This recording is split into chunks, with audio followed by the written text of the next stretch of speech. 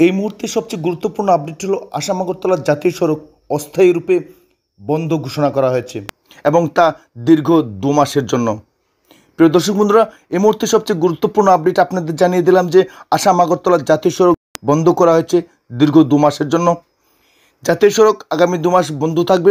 জাতীয় সড়ক বন্ধ ঘোষণাকে কেন্দ্র করে জনমনে ব্যাপক বিভ্রান্তি থাকলেও প্রশাসনের পক্ষ থেকে স্পষ্টভাবে জানিয়ে দেওয়া হয়েছে জাতীয় সড়ক সংস্কারের কারণেই দীর্ঘ 2 মাস বন্ধ থাকবে, এর পেছনে অন্য কোনো কারণ নেই। তবে প্রশাসনের পক্ষ থেকে জনমনে বিভ্রান্তি সৃষ্টি যাতে না হয় তার জন্য স্পষ্টভাবে জানিয়ে দেওয়া হয়েছে জাতীয় সড়ক বন্ধ থাকলেও বিকল্প রাস্তা ইতিমধ্যেই খোলা হয়েছে। আগরতলা জাতীয় সড়কের বিকল্প রাস্তা হিসেবে শিলচর, কালাইন এবং গুয়াহাটি রুটকে বেছে নেওয়া হয়েছে।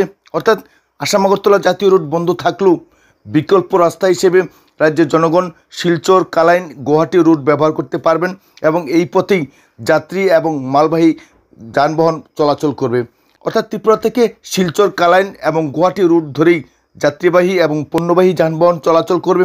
উল্লেখ করার প্রয়োজন যে জাতীয় সড়ক সংস্কারের অভাবে দীর্ঘদিন ধরে বেহাল হয়ে পড়েছিল, যার ফলে যাত্রীবাহী গাড়ি সহ মালবাহী গাড়ি প্রতিনিয়তই বহু সমস্যার সম্মুখীন হচ্ছিল। এই পরিস্থিতিতে জাতীয় সড়ক উন্নয়নের ক্ষেত্রে সরকার গুরুত্বপূর্ণ পদক্ষেপ গ্রহণ করার ফলে আগামী 2 মাস জাতীয় সড়ক বন্ধ থাকবে। তবে শিলচর, কালাইন এবং গুয়াহাটি বিকল্প রুট চালু থাকার ফলে এর যে জনগণের জন্য কোনো ধরনের সমস্যা হওয়ার কথা নয়। কোনো ধরনের বিভ্রান্তি, গুজব কিংবা অপপ্রচার যাতে না হয় তার জন্য প্রশাসনের পক্ষ থেকে সকলের প্রতি সতর্কতা জারি করা হয়েছে। প্রিয় দর্শক বন্ধুরা, এই মুহূর্তে সবচেয়ে গুরুত্বপূর্ণ আপডেট আপনাদের জানিয়ে দিলাম যে আসাম আগরতলা জাতীয় সড়ক আগামী 2 মাস বন্ধ থাকবে।